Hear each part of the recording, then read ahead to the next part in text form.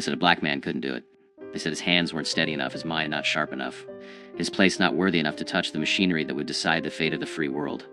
But on a cold morning in 1943, inside a sprawling factory in Detroit where the roar of industrial might drowned out the whispers of hatred, one man stood before a blueprint that would change everything. His name was David Baker, and the machines he was about to build wouldn't just help win the war, they would prove that genius has no color, that brilliance bows to no segregation, and that sometimes the greatest battles are fought not with guns, but with wrenches, slide rules, and an unbreakable will to prove the world wrong. The story begins not in the smoke and fire of European battlefields, but in the suffocating heat of Birmingham, Alabama, where David Baker first learned that the color of his skin would be both his greatest obstacle and his most powerful motivation. Born in 1915 to a sharecropper father and a schoolteacher mother who insisted education was the only weapon that couldn't be taken away, David showed an early fascination with how things worked. While other children played in the red clay dirt, he dismantled pocket watches, rebuilt broken radios, sketched elaborate mechanical contraptions in notebooks his mother bought with money she didn't have. His father would shake his head, not in disappointment, but in fear, because in the deep south of the 1920s, a black boy with big dreams was a dangerous thing. Dreams got you noticed, and being noticed got you hurt. But David's mother refused to let the world crush her son's spirit. She scrubbed floors in white homes during the day and taught David mathematics by candlelight at night, her fingers tracing equations across borrowed textbooks while outside, the world reminded them daily of their supposed inferiority. Separate water fountains, separate schools, separate futures. The message was clear and cruel. Know your place, stay in your lane, and never, ever dream of touching the machinery that builds empires. Yet every time David passed the local machine shop where white men shaped metal into marvels, he felt something stir inside him, not resentment, though that came later, but a burning question that wouldn't let him sleep. Why not me? The answer came in 1933 when David, against astronomical odds, earned a scholarship to study mechanical engineering at Tuskegee Institute, one of the few places in America where a black student could pursue such an education. At Tuskegee, surrounded by other young black men and women who refused to accept the limitations the world imposed, David flourished. He stayed up until dawn perfecting calculations, his hands stained with ink and grease, his mind racing through problems of torque and tension, stress and strain. His professors saw in him something rare, not just intelligence, but an intuitive understanding of machinery, as if he could hear the language of metal and speak it fluently. By the time he graduated in 1937 with top honors, David Baker was arguably one of the most talented young engineers in America. But in America, that talent meant nothing if you were black. He applied to every major engineering firm in the country: Ford, General Motors, General Electric, Westinghouse. The rejection letters came like clockwork, each one a knife wrapped in polite language. Some didn't bother with politeness. One letter simply stated, "We do not employ colored engineers." Another suggested he might be better suited for janitorial work. David kept every rejection letter, stacking them in a box beneath his bed, and every night he looked at that box and made himself a promise. Someday, somehow, he would build something so important, so undeniable, that they would have to acknowledge him. He didn't know that the opportunity would come wrapped in the most devastating war humanity had ever seen. December 7th, 1941, Pearl Harbor burns. America, thrust into global conflict, suddenly faces an existential crisis. It needs machines. Thousands upon thousands of machines, and it needs them fast. Tanks, planes, ships, artillery. The industrial heartland of America, Detroit in particular, transforms overnight into what President Roosevelt calls the arsenal of democracy. Single quotes factories that once made automobiles now make bombers. Assembly lines that produced family sedans now produce Sherman tanks.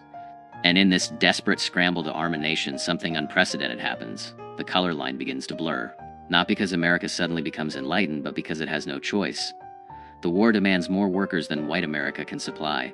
And so, reluctantly, grudgingly, the factories open their doors to black workers. Not with welcome, but with necessity. David Baker arrives at the Willow Run bomber plant in Michigan in January 1943, one of thousands of black Americans migrating north for war work. And the plant is a marvel, the largest factory under one roof in the world, nearly a mile long, designed to mass-produce B-24 Liberator bombers at a rate that seems impossible. One bomber every hour. It's an assembly line on a scale never before attempted, and it's chaos. Production goals aren't being met. Bottlenecks clog the line. Machinery breaks down faster than it can be repaired. The pressure is immense because across the Atlantic, American boys are dying. And they're dying in part because they don't have enough air support. Every day of delay at Willow Run means more Gold Star mothers, more telegrams that begin with, "We regret to inform you." David is hired not as an engineer, they won't give him that title, but as a technical assistant. which really means he's expected to carry tools for white engineers and keep his mouth shut. He's assigned to the machine shop, a massive space filled with lathes, milling machines, drill presses, the heartbeat of the factory where precision parts are manufactured. On his first day, he walks through clouds of metallic dust, past machines tended by men who glance at him with expressions ranging from curiosity to contempt. A white foreman, a man named Sullivan with a beer gut and a cigarette perpetually dangling from his lips, looks David up and down and says, "You can read blueprints, boy?" David, swallowing his anger at that word, at the condescension dripping from it, simply nods. Sullivan tosses him a blueprint for a hydraulic actuator component, a complex part with tolerances measured in thousandths of an inch. "File this away," Sullivan says, dismissing him. But David doesn't file it away. He studies it, and within 10 minutes he spots a design flaw that will cause the component to fail under stress. He hesitates. This is his first day. He's been hired to carry tools, not to question the work of white engineers with decades of experience. But he remembers his mother's words from childhood. "If you know something is right, speak it.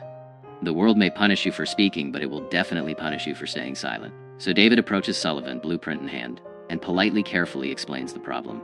Sullivan's face reddens. The other men in the shop go quiet, watching this moment that could end very badly. "You think you know better than the engineers who designed this." Sullivan's voice is dangerous. David meets his eyes and says simply, "I think the math doesn't lie. Sir, it's a gamble that could get him fired on the spot. Blacklisted from war work, sent back to a South that has nothing for him." But Sullivan, to his credit, actually looks at the blueprint, follows David's calculations, and after a long, tense silence, nods slowly. "Test it," he says. The component is manufactured both ways, the original design and David's modification. Under stress testing, the original design fails exactly as David predicted, shattering at 2/3 the required pressure. His version holds. That moment, witnessed by a dozen skeptical white workers, changes something. Not everything. David still eats lunch at the colored table in the cafeteria, still uses the segregated bathroom, still endures the casual racism that permeates every interaction. But in that machine shop, he's earned something more valuable than respect. He's earned proof. And in the world of engineering, proof is currency. Word spreads. Within weeks, David finds himself quietly consulted on problems that have stumped the official engineering staff.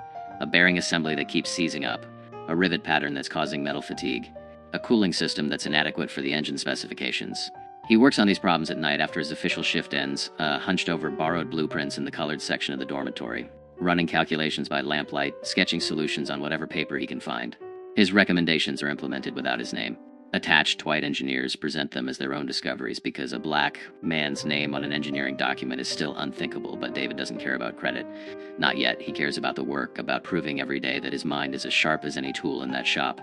Then comes March 1943, and a crisis that will define his legacy. The B-24 Liberator has a critical problem. The landing gear system is failing at an alarming rate. Bombers are crash landing, pilots are dying, and the entire production line might have to stop until the issue is resolved. The landing gear mechanism is incredibly complex. It has to be strong enough to absorb the impact of a 65,000-pound aircraft touching down at high speed, yet light enough not to compromise the bomber's performance, and reliable enough to function after the aircraft has been shot full of holes by German fighters.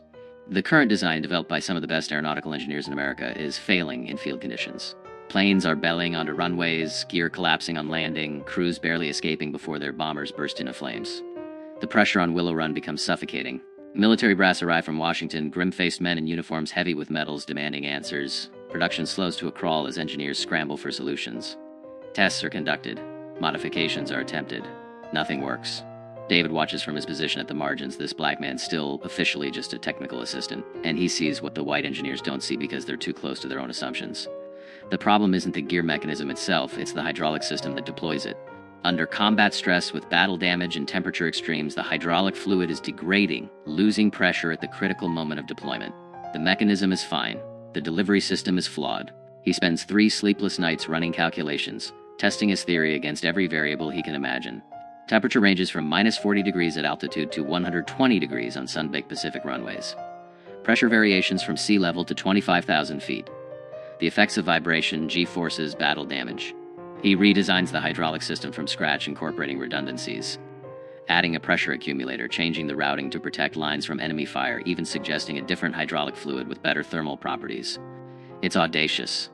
It's a complete reimagining of a system designed by men with pedigrees from MIT and Caltech. And when David finally, nervously, brings his calculations to Sullivan, he fully expects to be laughed out of the shop. Sullivan doesn't laugh. He stares at the pages of calculations, the detailed schematics, the test data David has compiled on his own time with borrowed equipment. Then he does something David never expects. He picks up the phone and calls the chief engineer. Within an hour, David is standing in a conference room he was never supposed to enter, surrounded by white men in suits and uniforms, all of them looking at this black technical assistant with expressions ranging from skepticism to open hostility. One colonel actually asks, "Who did these calculations for you, boy?" The assumption that David couldn't possibly have done this work himself hangs in the air like poison gas. But the chief engineer, a pragmatic man named Henderson who cares more about solving problems than maintaining racial etiquette, cuts through the tension. "Can you defend this work?" he asked David. "Can you explain every decision, every calculation?" David can. For 2 hours, he walks him through his redesign, answering every technical question, defending every choice, demonstrating a mastery of hydraulic systems that makes it impossible to deny his competence. The men in that room don't want to believe him. Everything in their world tells them that a black man shouldn't be capable of this level of engineering sophistication. But the mathematics doesn't care about their prejudices. The stress calculations don't respect segregation. The fluid dynamics work the same regardless of who discovered them. And so, reluctantly, almost resentfully, they agree to test his design. 3 weeks later, a B-24 modified with David Baker's hydraulic system completes its test flight. The landing gear deploys flawlessly. Over the next month, under conditions designed to replicate combat stress, the system works perfectly, not once does it fail. The decision is made. Willow Run will implement the Baker hydraulic system on all B-24 Liberators moving forward. Bombers already in service will be retrofitted with the modification. It's a massive undertaking, but it's necessary because David's design doesn't just work, it saves lives. Over the remaining years of the war, his hydraulic system will prevent countless landing gear failures. Will bring home crews who otherwise would have died in fiery crashes. Will keep bombers operational when they should have been grounded. But here's the bitter truth. David Baker's name appears nowhere in the official record. The design is credited to the Willow Run Engineering Department, a faceless institutional entity. White engineers sign their names to the modification documents. When military officials come to inspect the improvement, they congratulate Henderson and his team, never knowing that the brilliant redesign came from a black man they wouldn't have allowed through the front door a year earlier. David watches this happen, watches his work attributed to others, and feels the familiar burn of injustice. But he also understands something that sustains him. The work itself is what matters. Somewhere over Germany, a B-24 riddled with flak damage will make it home because its landing gear deploys when it should. The crew will kiss the ground, thank God for their survival, never knowing that their lives were saved by a black engineer from Birmingham who the world tried to tell he wasn't good enough. The work doesn't stop with the landing gear. Once David proves himself, once it becomes undeniable that he possesses engineering talent that the factory desperately needs, he becomes unofficially essential. The color line still exists, he still can't eat in the main cafeteria, still can't use certain facilities, still endures the daily humiliations of segregation, but in the machine shop, a strange respect develops. White workers who would never socialize with him outside the factory start coming to him with problems. A lathe operator struggling with a complex part asks David to check his setup. A welder encountering unusual metal fatigue requests his analysis. Slowly, reluctantly, David is integrated into the actual engineering work. Though his job title and pay never reflect his contributions, he improves the engine mount assembly, reducing vibration that was causing premature wear. He redesigns the bomb bay door mechanism, making it more reliable under combat conditions. He develops a modification to the oxygen system that prevents freeze-ups at high altitude. Each innovation is small in isolation, but together they make the B-24 Liberator a better, safer, more effective weapon of war. And every improvement carries the same invisible signature. The mind of a black man who was supposed to be intellectually inferior, who was told his entire life that he couldn't think at this level, who proved through sheer brilliance that racism is a lie built on fear. The other black workers at Willow Run hear stories about David, whispered in the colored dormitory shared over segregated lunch tables. He becomes a symbol of what's possible. Proof that the limitations imposed on black Americans are social constructions, not natural facts. Young black men in the machine shop watch how David works, how he commands respect through competence, how he navigates the dangerous space between asserting his worth and staying safe in a racist world. It's an exhausting tightrope walk, demanding constant calculation of when to speak and when to stay silent, when to push back against injustice and when to swallow pride for survival. But David walks it with a dignity that inspires everyone who sees him. Then comes D-Day, June 6, 1944, and the massive invasion of Normandy. The B-24 Liberators that David helped perfect fly countless missions over France, providing air support for the troops storming the beaches, bombing German positions, disrupting enemy supply lines. In the days and weeks following the invasion, as Allied forces push deeper into Europe, these bombers become crucial to the war effort. And though history will remember the generals and the infantry, the pilots and the bombardiers, No one will remember the black engineer in Detroit whose hydraulic system kept those planes flying, whose engine modifications gave them a few extra miles of range, whose countless small improvements added up to saved lives and successful missions. By the spring of 1945, as Allied forces close in on Berlin and victory becomes inevitable, David Baker has spent over 2 years at Willow Run. He's worked 70-hour weeks, sacrificed sleep and health, endured racism that should have broken him, and produced engineering work that would have made him famous if he'd been born white. The factory's built over 8,600 B-24 Liberators, each one carrying pieces of David's genius into battle. The war in Europe ends in May. Victory over Japan follows in August. And suddenly the industrial machinery that defined David's life for years begins to slow down. The factory starts laying off workers. The need for bombers evaporates overnight. And the black workers who were so desperately needed during the crisis are the first ones shown the door. David receives his termination notice in September 1945, along with thousands of other black workers who powered the arsenal of democracy but are no longer needed. Now that democracy has been saved, the notice thanks him for his service as a technical assistant and provides 2 weeks severance. There's no mention of his engineering contributions, no acknowledgement of the innovations that saved countless lives, no offer to retain him in the post-war era when factories will go back to making cars. Sullivan, the foreman who initially doubted David but grew to respect him, finds him in the machine shop on his last day. The old man looks uncomfortable, doesn't quite meet David's eyes, and says gruffly, "You're the best engineer I ever worked with, Baker." I'm sorry it has to end this way. It's not enough it doesn't undo the injustice. It doesn't provide David with the career he earned, but it's something.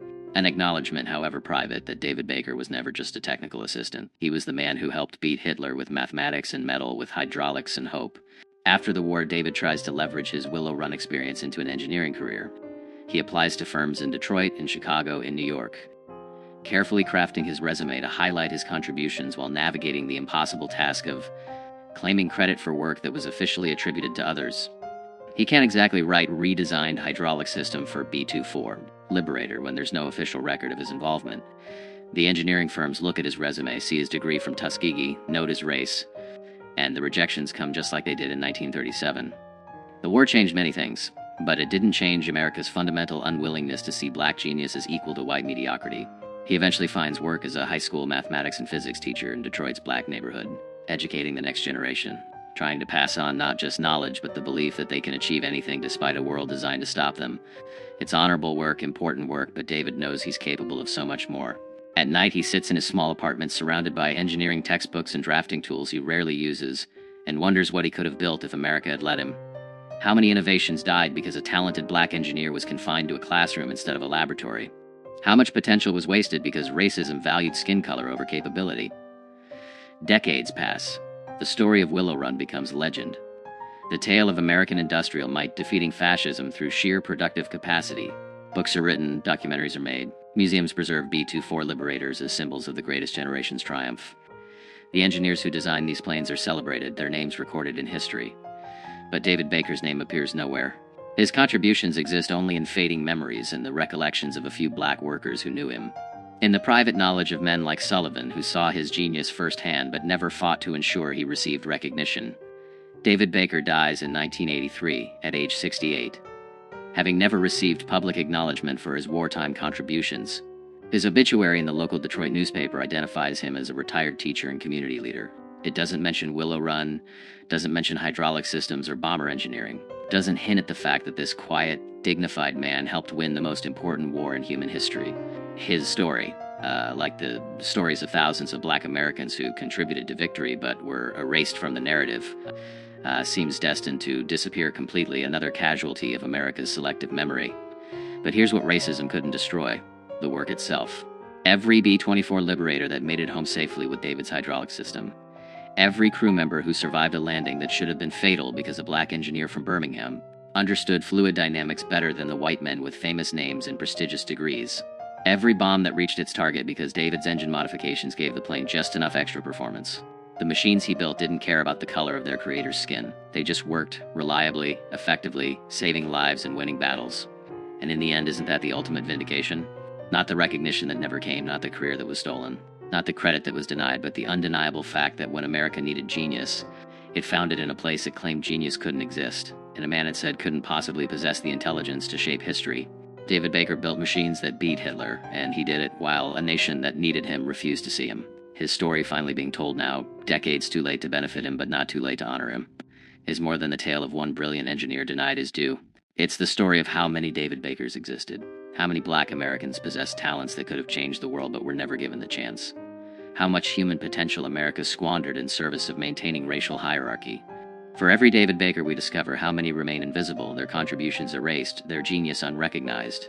The B-24 Liberator helped win World War II, but it won despite America's racism, not because America overcame it. And the men and women who built those planes, who designed their systems, who solved the engineering problems that kept them flying, many of them were Black Americans whose names we'll never know, whose brilliance was stolen by a society that couldn't admit they possessed it. David Baker deserved better. He deserved to sign his name to his designs, to be celebrated as the engineering genius he was, to build a career worthy of his talents, to see his children grow up knowing their father helped save the world. He deserved to live in an America that judged him by his capabilities rather than his color. He didn't get that America, not in his lifetime, but the machines he built remained testament to what was possible when talent met necessity, when one man refused to let racism define his worth, when genius proved stronger than prejudice, if only for the brief moment it took to solve an impossible problem and save countless lives. If this story moved you, please take a second to like this video. It truly helps us keep these untold stories alive. David Baker's name may not appear in the history books you learn from, but his legacy lives in every recovered story of Black excellence that refused to be silenced. Share your thoughts in the comments below, especially if you know of other forgotten heroes whose contributions deserve recognition. And don't forget to subscribe to this channel to discover more real stories of Black Americans whose courage, brilliance, and determination changed the course of history, even when history tried to forget them. These stories matter. These lives mattered. And the truth, no matter how long delayed, deserves to be told.